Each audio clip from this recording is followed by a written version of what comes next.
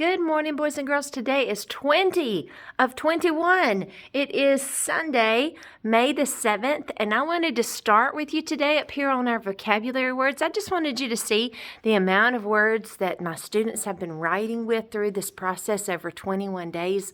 They've incorporated all these words in here, these juicy vocabulary words, and they've learned to incorporate them into a narrative writing. So we're using information into a narrative writing, and their stories are just fantastic.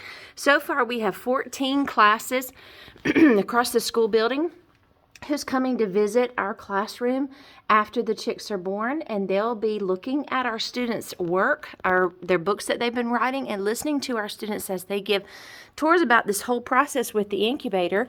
And also, if you're a class that's coming to visit, you'll be able to hold the chicks once they're here. I have to teach you how to do that so that we don't end up hurting them.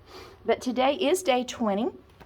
We started this process on day 1 about 9:30 in the morning, and it's funny how it almost aligns perfectly to when you start seeing changes on day 20 and 21 at 9:30 in the morning. Whatever time you put them in there and started this process is about exactly 21 days to the T when you start seeing things. What we should start seeing today, hearing today, is we should start hearing chirping inside the eggs. Now, we may not have any of them that actually hatch today. We may have a pip, which is just a small little crack in one of them where they're starting to get out.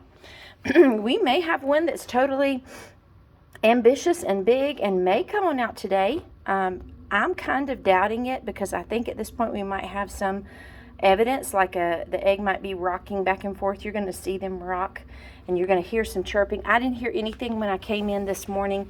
We are sitting nicely at 99.5 degrees temperature and 72% humidity. So this is day 20. Tomorrow will be day 21, and you guys are coming back to school tomorrow. So hopefully you'll get to see the whole process. You won't miss any of it. So let's flip very quickly. I'm going to do our vocabulary words, even though we just talked about them over there. I just think it's neat that our second graders have incorporated all these words into their writing. And when you look at their writing, you're going to see that it's not just a couple of sentences. They've actually written down a whole page and drawn an illustration every day of what the embryo looks like inside. So these are all the words that they've been learning. This is our last slide before we get to the day that they hatch. So on day 20, it says the embryo starts breathing air in the air cell and becomes a chick. So remember, we've had this air sac up here the whole time. There's just a tiny little bitty membrane. We looked at that in an egg that had no fertilized embryo in it. You remember it still had the little plastic looking membrane up here in the top.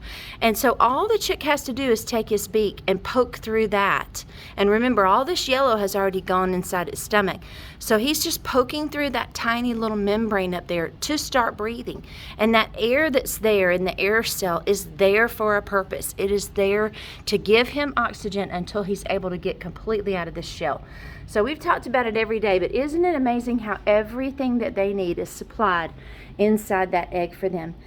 Today we're going to talk about a heater, and that is a device for heating and crack or break open. And you can kind of tell on this one how it's pipping and zipping, like unzipping a jacket. It's called pipping and zipping. This was a picture of the heater in our old incubator. We have the new incubator this year, but the process is the same. You're plugging this incubator up into electricity so that this heater begins to put out heat, and you want to keep that heat in there consistent. In our old incubator, we had a thermostat. See this line coming down? We had a thermostat that laid down here at the bottom of the incubator, and it read how hot it was in there, and that's what would regulate the heater. In this incubator, everything is kind of built in for us. It's been super nice. See these little red lines coming across right there? That's our heating element. And there's a thermostat built into this incubator, and so it's reading the temperature all the time, and it's adjusting the heater right there all the time to keep us at 99.5. The way that we adjust the humidity level is again by these two little water ports and how much water we put in there. You can still see a level of water, and this level out here is the same level that's in here in all of these tunnels. And so we can tell how much water is in there by looking out here at how much water's out here. So today is day 20. I'm going to be really still and quiet and see if you see any moving around or hear any chirping.